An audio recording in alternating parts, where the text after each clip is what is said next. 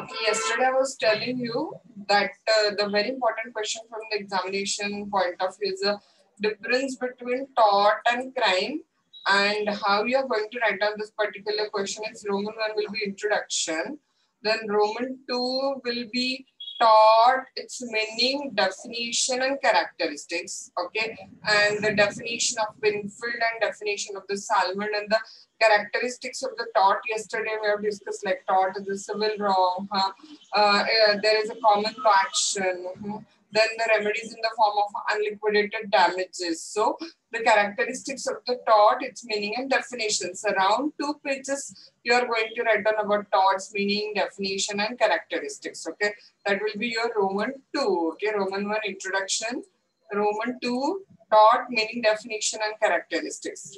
Then your Roman 3 will be same here. Crime, meaning, definition, nature, essentials, etc. will be about the crime. 2 pages you are going to write down. And you are aware Roman 4 will be then difference between tort and crime will be your 2 pages. Okay. So your balance answer will be Roman 1 introduction, Roman 2 tort, meaning, definition and characteristics 2 pages, Roman 3 crime, meaning, definition, nature, essentials 2 pages. And then Roman 4 will be difference between tort and crime 2 pages, and last Roman 5 conclusion. Okay, tort, meaning, definitions already we have discussed. Now we are going to deal with the concept of the crime and meaning definitions. This is just a copy paste material from the notes of IPC. So who already started studying IPC, they can easily understand that I have taken this material from the notes of the IPC. Okay, so let's start. Truly speaking, there is no society without the problem of the crime and criminal from ancient time till today. Okay, crime criminal नाहीत असं कुठली society आपल्याला सापडणार नाही आहे. Okay, so आपल्याला काय करायला लागेल सांगा, तर क्राईमची डेफिनेशन बघायला लागेल. So will deal with the inside that A point definition of the crime. Precise definition of crime is not an easy task. Generally speaking, almost all societies have created norms, म्हणजे नियम, beliefs, customs, traditions. आणि त्याचं violation झालं norms, customs, traditions किंवा ते anti social behaviour काय झालं तर कन्सिडर केलेलं. So will deal with some of the important definitions of the crime. Even you also avoid this vague material. Just put out a point precisely, that is definition of crime, and just write down one line only. Okay, a precise definition of the crime is not easy task, and directly go down on the second paragraph and put out that there are important definitions of the crime. Following are some of the important definitions. The very first definition of the crime is given by Tapan. Okay, what he says, crime is an intentional act or omission.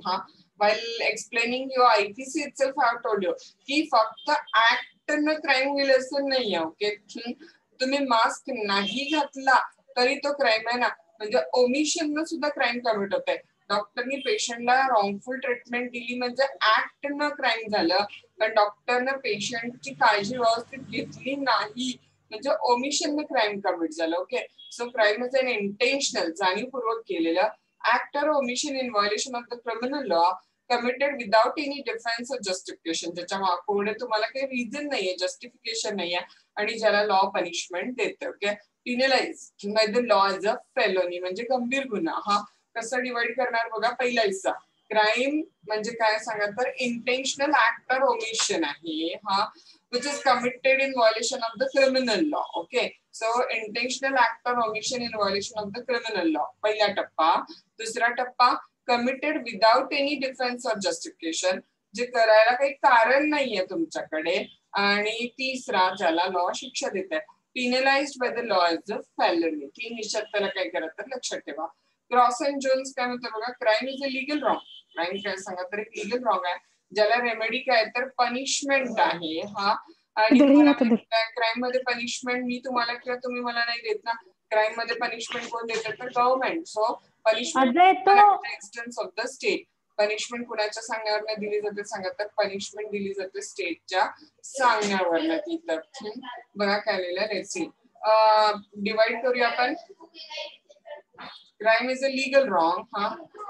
The remedy for which punishment of the offender at the instance of the state. ज्याच्यासाठी remedy काय सांगा तर punishment आहे, आणि punishment कोण दिलेलं तर स्टेटच्या नावानं ती पनिशमेंट काय केली गेली तर दिली गेलेली आहे. हा नाव नेक्स्ट पॉइंट बघा काय लिहिलं आहे. गिलियन काय म्हणतं बघा तिथं.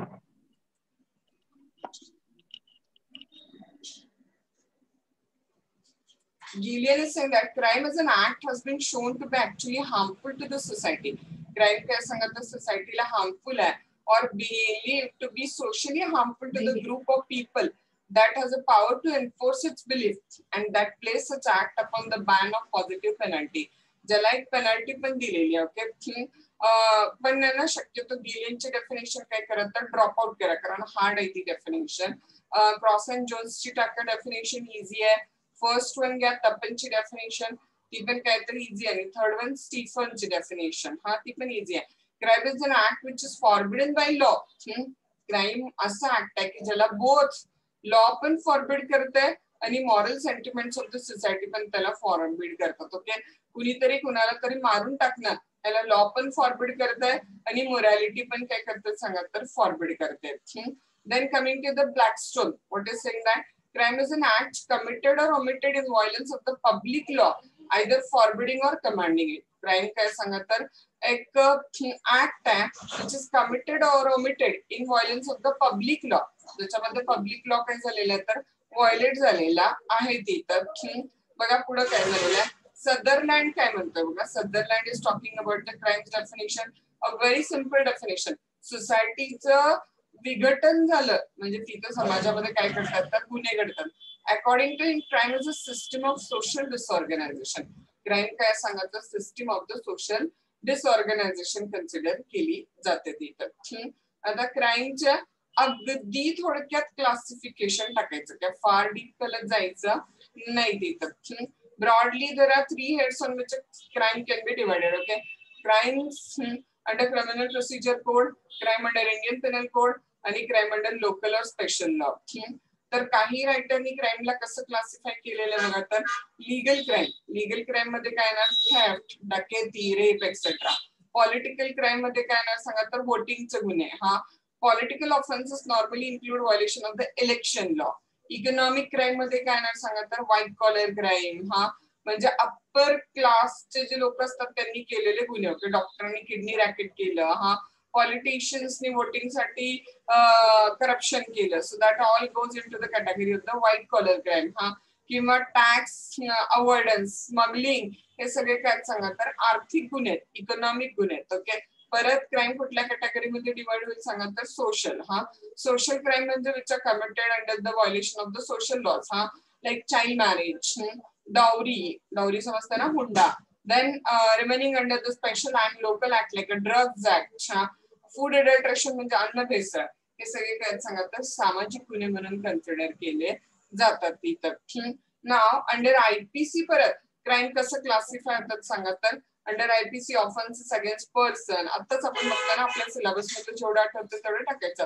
Offences relating to the document, offences against property, offences affecting the mental order, offences affecting the public tranquillity म्हणजे शांतता हा आणि सुव्यवस्था, offences against the state, offences relating to the public servant etcetera. हे काय झालं सांगत क्लासिफिकेशन ऑफ क्राईम आहे. Okay just as already told you की फक्त डिरेक्ट मटेरियल टाका. हा वरचं काहीच टाकू नका. Some writer have classified the crime into the legal, political, economic, social आणि मग नंतर काय करा त्याच्यामध्ये ह्यालाच 5 आकडा देऊन टाका क्लासिफिकेशन अंडर आयपीसी ला आणि त्याच्यामध्ये स्मॉल ए, स्मॉल बी किंवा स्मॉल रोमन 1, स्मॉल रोमन 2, 3, 4, 5, 6, 7 टाकून द्या तिथं. हा जेवढं मटेरियल कारण आपल्याला हे सगळं 2 पानात बसवायचं मटेरियल.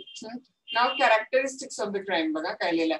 क्राईम साठी तुम्हाला चांगलंच माहित आहे काय काय एलिमेंटची रिक्वायरमेंट आहे बघा क्राईम साठी. तिथं काहीतरी एक्सटर्नल कॉन्सिक्वेन्सेस असतात ना क्राईम मध्ये. नुसतंच मनात विचार करून क्राईम होईल काय सांगा तर नाही. Crime always has a harmful impact on the society.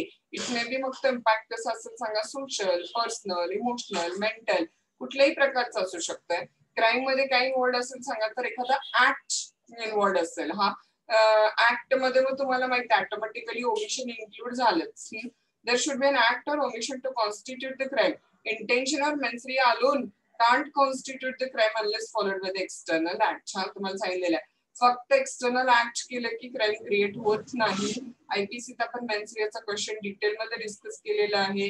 Okay, एका लहान 3 इयरच्या मुलानं कुठेतरी मूवी मध्ये वगैरे बघून आपला 5 इयरच्या भावावरती चाकूचा हल्ला केला आणि त्याच्यामध्ये अनफॉर्च्युनेटली त्याची डेथ झाली, तर त्या 3 इयरच्या मुलाला आपण लायबल नाही करू शकत कारण मेन्सरिया मिसिंग आहे. त्यामुळे alone acts is not enough, alone mensria is not enough. Okay, when they combine together we can impose the criminal liability on any particular person. Okay, then coming mensria. So with a guilty intention, what is required is that mensria is also required. It is one of the essential ingredient of the crime. However, it may be direct or implied. Implied mensria is called as a constructive mensria. It is one of the principle of the English criminal law that to constitute the guilt, there must be guilty intent along with the act itself. Okay, guilty intent बरोबर act पण पाहिजे हा. And that a crime is not committed if the mind of the person doing the act in question be innocent. समजा crime करणाऱ्याचं mind innocent असेल तर तो liable असणार नाही. देन बघा, क्रिमिनल लायबिलिटी इम्पोज करायला नुसतं ऍक्ट किंवा ओमिशन इनफ नाहीये. तर ते ऍक्ट किंवा ओमिशन कसं पाहिजे सांगा, तर लॉ प्रोहिबिटेड असायला पाहिजे. जर तुम्ही लॉफुल ऍक्ट करत असाल तर तुम्ही क्राईम करायचा प्रश्नच येत नाही ना. So the act should be prohibited or forbidded under the existing law. Okay, then punishment. हा, जनरली तुम्हाला माहिती आहे क्राईमचा कॉन्सिक्वेन्सेस काय असतात, तर गव्हर्नमेंट स्टेटच्या नावानं पनिशमेंट प्रिस्क्राईब केली जाते. हा, the act in order to constitute the crime should not only B prohibited by law but should be punishable by the state. फक्त प्रोहिबिटेड बाय लॉ असून इनफ नाहीये, तर कसं पाहिजे सांगा, तर पनिशेबल बाय स्टेट पण असायला पाहिजे तिथं, तरच ते क्राईम सेट होईल तिथं. Okay, so 2 pages on a concept of a tort and its characteristics, 2 pages on concept of the crime, its meaning, definitions, classification and characteristics, and now 2 pages on our main question, that is difference between tort and crime. Okay, let's see बघा. Number 1, as to the nature of the wrong. बघा, tort हा private wrong आहे ना, कारण तो एका व्यक्तीवर होतो ना. टॉर्ट त्या पूर्ण सोसायटीवर कमिट होत नाही. Okay, it's an infringement of the private or civil right हा बिलॉंगिंग टू द इंडिव्हिज्युअल. पण तुम्हाला माहिती आहे, चोरी एकाच्या घरात झाली तरी आपण काय कन्सिडर करतो सांगा, स्वतःला तिथं बघतो. त्यामुळे क्राईम हा एका व्यक्तीवर जरी होत असला तरी त्याचा इम्पॅक्ट अख्ख्या सोसायटीवर होतो. त्यामुळे क्राईमला पब्लिक रॉंग म्हणतात, कारण पब्लिक राईट व्हायोलेट होत असतात तिथं. Okay, a crime on the other hand is the invasion of the public rights and duties affecting the whole society. Okay, then next one बघा, as to the remedy available. बघा, tort मध्ये काय remedy available आहे, तर damages सगळ्यात महत्वाची remedy. Crime मध्ये काय होईल सांगा, तर punishment. Okay, in tort the wrongdoer has to compensate the injured party, so accordingly the injured party काय करेल सांगा, तर will have the remedy to file the suit for damages. The court that award compensation to the person injured against whom the tort is committed. On the other hand, on the crime, it involves the punishment of offender. Crime मध्ये काय मिळेल सांगा, तर punishment. Thus, where the crime is committed by one person against another person, in that case, wrongdoer will be punished by the state. Wrongdoer ला काय मिळेल सांगा, तर punishment. हा, thus punishment is a remedy in the crime. The punishment may be in the form of a death punishment, फाशी किंवा gel, imprisonment किंवा fine, अशा वेगवेगळ्या प्रकारची पनिशमेंट असेल. हा, प्रोसिजर बघा, टॉर्ट हे एका व्यक्तीवर कमिट होतं, त्यामुळे टॉर्टची सूट तो व्यक्ती स्वतः फाईल करेल. पण क्राईम मध्ये इम्पॅक्ट पब्लिकवर होतो, त्यामुळे ऍक्शन गव्हर्नमेंटच्या नावाने घेतली जाते, म्हणजे state is considered to be the complainant. Okay, tort बघा, in a tort the suit is filed by the injured party himself. Done.